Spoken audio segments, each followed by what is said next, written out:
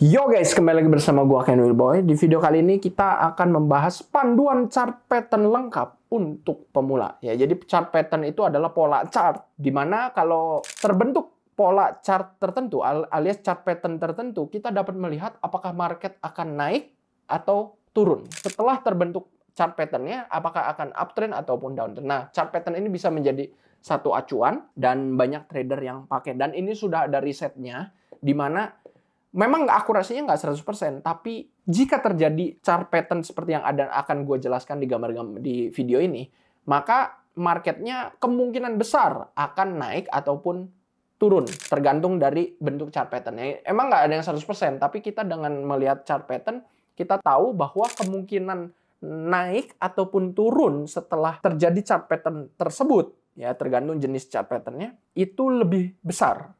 Ya, jadi contoh kebentuk chart pattern A, oh berarti ini kemungkinan naiknya lebih besar dibanding turunnya. Oh, kebentuk chart pattern B, kemungkinan turunnya lebih besar dibanding naikin. Seperti itu. Nggak mungkin 100%, tapi ada kemungkinan besar. Ya, akan terjadi sesuai dengan teori yang akan gue sampaikan.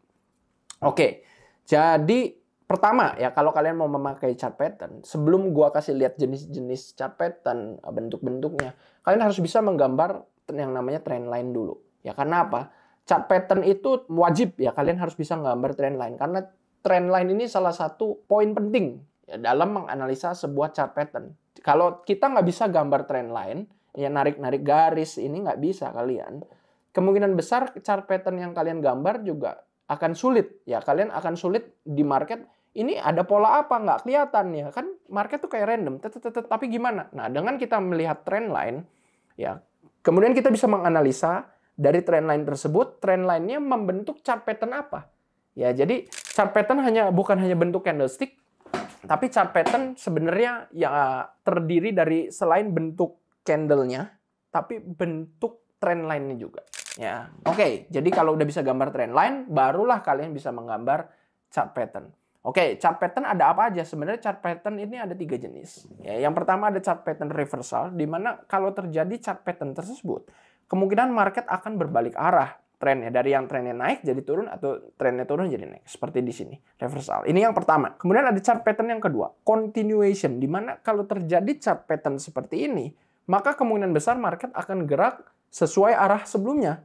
Jadi kalau arah sebelumnya downtrend ataupun uptrend, ya setelahnya akan nerusin. Uptrend tetap uptrend, downtrend tetap downtrend. Jadi uptrend kebentuk nih chart pattern. Berarti kan lagi konsolidasi ya, lagi sideways sebentar, tapi sideway-nya membentuk chart pattern continuation, maka dapat kita simpulkan, oh setelah sideway ini beres, karena dia membentuk chart pattern continuation, kemungkinan besar dia akan tetap, misalnya sebelumnya uptrend, akan tetap melanjutkan uptrend. Atau downtrend, melanjutkan downtrend. Nah, seperti ini ya, continuation. Ada lagi chart pattern yang ketiga, bilateral. Ya, chart pattern bilateral. Kalau bilateral ini kita nggak tahu apakah akan naik atau turun. Jadi yang kita lakukan adalah kita melihat apakah dia breakout trend line atas atau breakout trend line bawah. Kalau breakout alias ditembus trend line atas, maka kita dapat entry buy. Kalau trend line bawahnya ditembus, maka kita dapat entry sell karena market berpotensi akan turun. Nah, seperti itu aja. Ya, kalau bilateral ini kita nggak tahu akan naik atau turun, tapi yang kita lakukan adalah kita menganalisa breakout-nya. Ya, breakout itu trend line ditembus. Oke, langsung gua bahas lebih detail ya bentuk-bentuk chart pattern-nya. Nah, ini yang pertama, kita balik lagi ke jenis chart pattern reversal. Ada double top. Ya, bentukannya seperti ini, seperti huruf M, gunung 2, dan double bottom. Ini sama aja, cuman beda arah. Cara makainya bagaimana? Oke, jadi pertama kita menganalisa ya, bentuk candlestick-nya ini membentuk pola apa? Oh, pola seperti gunung 2. Nah, double top atau double bottom dikarakteristikan dengan seperti gunung. Ini nggak harus sejajar gunungnya. Kemudian, target TP stop loss-nya di mana? TP-nya lihat ukur tinggi gunungnya yang tertinggi berapa antara ujung gunung dan trend neckline.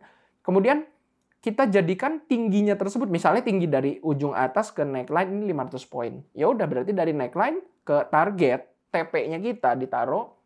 Ingat ya, entry hanya setelah breakout. Targetnya berarti 500 poin dari neckline. Kalau tinggi gunungnya 500 poin. Stop loss-nya gimana? Setengahnya dari TP. Ya, supaya risk to reward kita tetap selalu 1:2. Tapi terserah sih, ada trader yang suka pakai 1:1, ada yang suka 1:3, tapi ya umumnya trader-trader bilang bagus itu 1:2. Ya, jadi kalau stop loss entry-nya 500 poin, stop loss-nya ya 250 poin mungkin.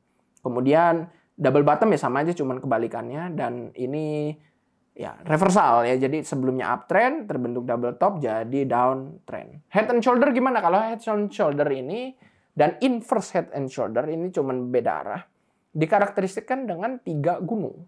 Ya, biasanya gunung yang tengahnya paling tinggi, tapi nggak mesti. Ya, yang penting kebentuk kayak 3 gunung, ya itu udah dapat dikatakan head and shoulder. Gunungnya tingginya beda-beda, nggak apa-apa. Ini seperti double top, cuman 3. Gunungnya 3. Dan karakteristiknya gimana kita ambil gunung tertinggi? Biasanya gunung tengah. Cara pasang stop loss take profitnya, ambil tinggi gunung yang tertinggi. Misalnya 500 poin, ya berarti jadi targetnya 500 poin dari neckline. Stop loss-nya setengahnya. Inverse ya sama aja, cuman kebalik. Rising wedge. Rising wedge ini karakteristiknya kalian harus menggambar 2 trend line. Kalau tadi kan cuma menggambar 1 trend line, ya alias yang disebut neckline. Kalau rising wedge ini 2 trend. Trend line yang di atas dan yang di bawah, dia harus mengerucut dan mengerucut ke atas. Makanya disebutnya rising wedge. Ya, kalau mengerucut ke bawah, dia disebutnya falling wedge. Biasanya kalau mengerucut ke atas dikarakteristikan dengan trendline atas dan trendline bawah, dua-duanya angle-nya ke atas ya, bukan flat. Dia dua-duanya angle-nya ke atas. Cuman dia nggak paralel, mengerucut.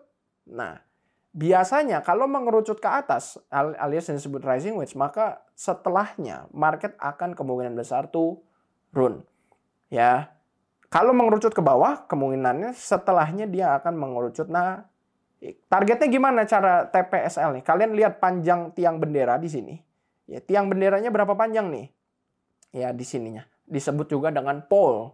Ya, seperti tiang. Jadi, kalau peta panjang sih kayak tiang benderanya di sini 500 poin, ya berarti dari entry. Entry itu setelah breakout ya. Dari breakout trendline bawah nih, 500 poin ke target. Stop loss-nya gimana? Stop loss-nya setengah daripada target. Atau yang boleh dilakukan, stop loss-nya sedikit di atas trendline satunya. Jadi kan ini kan nungguin breakout trendline bawah. Nah, pasang stop loss-nya sedikit di atas trendline atas. Ya, supaya kadang kan market mantul-mantul ya kena trendline. Jadi nggak kena stop loss-nya kita. Masih ada jarak sedikit sama stop loss. Ingat, entry hanya setelah breakout. Kalau sebelum breakout, usahain jangan entry. Ya, tunggu breakout dulu supaya konfirmasi. Kemudian TP-nya lihat aja ukur jarak tiang benderanya. Kalau falling wedge samanya cuman kebalikannya. Oke, next ada chart pattern yang continuation. Jadi sama, ada falling wedge, rising wedge, cuman bedanya apa kalau di sini? Ini arah masuknya, makanya disebut continuation. Arah masuknya ini dari bawah ke atas, ya uptrend, terjadi falling wedge dan setelahnya uptrend lagi. Ya, sebenarnya sama aja. Ya, jadi kalau dalam melihat wedge, kalian jangan ngelihat trend line sebelumnya arahnya dari mana. Kalian cukup melihat polanya ini falling wedge atau rising wedge. Kalau falling wedge hampir selalu terjadi, kemungkinan besar dia akan naik. Kalau rising wedge, setelahnya kemungkinan besar akan turun. Mau sebelumnya dari atas, mau sebelumnya dari bawah, uptrend, downtrend, rising wedge kemungkinan besar setelahnya akan turun. Nah, sama ya, kita lihat di sini continuation, rising wedge turun, falling wedge naik. Nah, seperti itu. Next ada bullish rectangle, ya ini seperti bendera. Dia dikarakteristikkan dengan paralel. Ya, jadi kalau dari uptrend tiba-tiba terjadi paralel, tapi benar-benar sempurna paralelnya ya. Bukan agak paralel naik, paralel turun, tapi paralel sempurna, kemungkinan besar dia akan terus naik. Kalau tadinya sebelumnya dari bawah ke atas, uptrend, akan terlanjut trennya. Tapi kalau dari atas ke bawah terjadi paralel lagi, kemungkinan besar setelah terjadi rectangle pun akan terus ke bawah. Bullish pennant ini mirip wedge, cuman bedanya garis trendline atas dan bawahnya dia mengerucut beda arah. Ya kalau wedge itu kan dia sama-sama ke atas nih, tapi mengerucut. Kalau ini satu ke bawah, satu ke atas angle-nya. Oke? Jadi dia mengerucut kayak V, kayak segitiga. Ya, pennant. Seperti ini. Targetnya gimana kalau cara-cara ini continuation semua? Ya kalian lihat panjang polnya. Kalau panjang ininya 1000 poin, ya berarti kalian targetnya 1000 poin dari entry. Bukan dari entry sih sebenarnya. 1000 poin dari trend line yang ditembus. Trend line atas misalnya kalau falling wedge ini. Garis ini 1000. Kalau ini dari garis bawah sini ya misalnya 1000. Ya tergantung panjang polnya berapa di sini. Next ada chart pattern yang terakhir bilateral. Ya bilateral ini kita nggak tahu mau kemana arahnya ya, bingung, tapi nggak usah bingung. Ya, yang penting kalian lihat aja breakout-nya dia trendline atasnya apa trendline bawahnya. Kalau breakout trendline atas ya udah kita buy. Kalau breakout trendline bawah kita sell. Seperti itu aja. Kemudian targetnya gimana TPSL-nya? Sama, ukur panjang si tiang benderanya alias pole. Ya, panjang pole-nya ini berapa? Pole itu dihitungnya dari garis lurus terakhir sebelum terjadinya chart pattern. Itulah pole. Ya, ini garis lurus terakhir sebelum terjadi chart pattern, ukur panjang dari sini sampai ujung atas berapa nih? 1000. Ya udah, targetnya berarti 1000 dari trend line. Ini juga kalau di break misalnya bawah ke bawah 1000 poin dari trend line. Stop loss gimana ya? Udah 1/2. Atau mau 1/1 boleh, cuman bagusnya 1/2. Ya ingat, kalau triangle ini garis ascending triangle ataupun descending triangle, dia antara garisnya flat, nih lihat. Kalau ascending dari bawah, dia garis atasnya boleh flat. Kalau ascending dari atas garis bawah boleh flat, ataupun kedua garisnya dia membentuk segitiga. Nah, jadi ini agak tricky ya antara symmetrical triangle dan bearish pennant. Nah, agak mirip. Bedanya apa? Beda di ukuran. Ya, kalau bearish pennant biasanya kecil ukurannya, relatif kecil. Tapi kalau udah sampai yang ukuran besar-besar, itu adalah triangle. Bedanya di ukurannya. Jadi nggak usah bingung. Kalau membentuk segitiga tapi besar, itu kemudian triangle. Kita nggak tahu apakah akan naik atau turun, kita tunggu breakout. Kalau kecil, segitiganya kecil, itu adalah pennant. Akan trennya melanjutkan terus. Tapi kalau kalian nggak tahu mana yang besar, mana yang kecil, belum pengalaman, udah anggap aja semuanya triangle, ya. Anggap aja semuanya triangle, tunggu sampai breakout. Itu yang lebih safe menurut gua. Lebih safe kita tunggu breakout aja. Terus ada yang nanya, Bang, ini kan tapi teori aja, PDF, e-book. Gimana kalau di chartnya langsung? Oke, langsung gua praktekin ya. By the way, kalau mau e-booknya, ini gratis. Ini e-book dari KFX ya. Forex Trading Cheat Sheet by Ken Wilbo FX. Ini gratis, nggak usah bayar. Cukup daftar aja lewat linknya di deskripsi, lewat website KFX. Gratis. Sekali lagi, jadi member VIP KFX. Gratis. Langsung udah bisa dapat PDF ini. Jadi kalian nggak usah ingetin. Tenang aja, download aja PDF-nya. Oke? Gua bikinin ini semua buat kalian. Free. Orang lain banyak pada jual mahal-mahal, kita gratisin aja buat kalian. Oke, langsung next kita praktekin langsung di real market. Nah, ini salah satu kebentuk chart pattern rising wedge ya. Jadi wedge itu mengerucut naik. Kita lihat mengerucut naik, setelahnya turun. Ya, walaupun udahnya balik lagi naik, tapi kan di sini udah profit dulu. Next ada lagi ini rising wedge lagi, mengerucut turun. Tapi bedanya ini mengerucut turunnya dia habis tembus nggak langsung ke bawah. Dia namanya confirmation dulu. Ya, mantul lagi ke arah trend line-nya. Jadi ini support becomes resistant.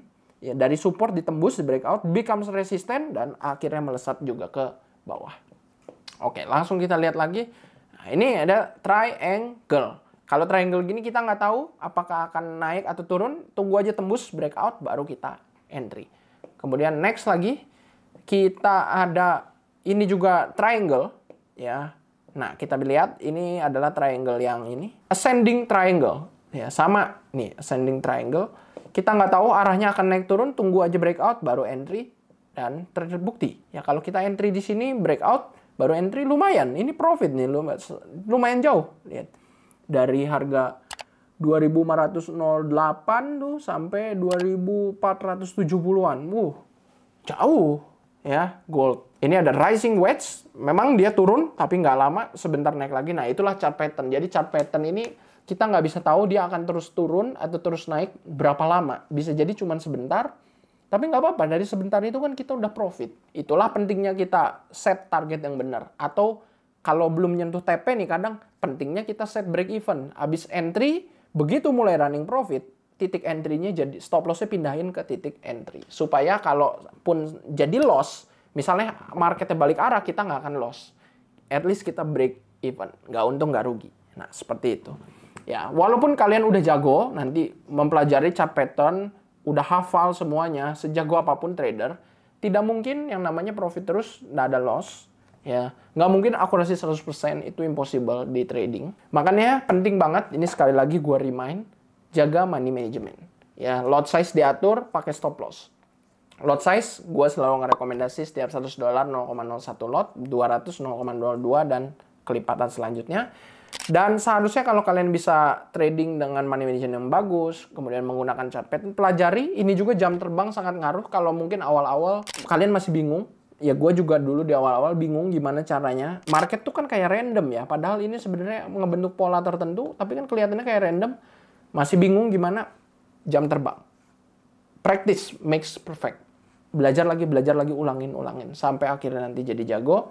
Seharusnya kalau kalian udah banyak latihan, dan juga kalian jaga money management, seharusnya kalian akan bisa profit konsisten di market. Ya, setidaknya profit lebih konsisten. Kalau mau belajar lebih lanjut soal trading, Forex dan kripto, silakan lewat Candle Boy FX, linknya di deskripsi. Gratis semuanya. Pertama, dapat komunitas ribuan trader dari seluruh dunia. Kedua, dapat edukasi full gratis, termasuk ini PDF-nya gratis buat kalian ya.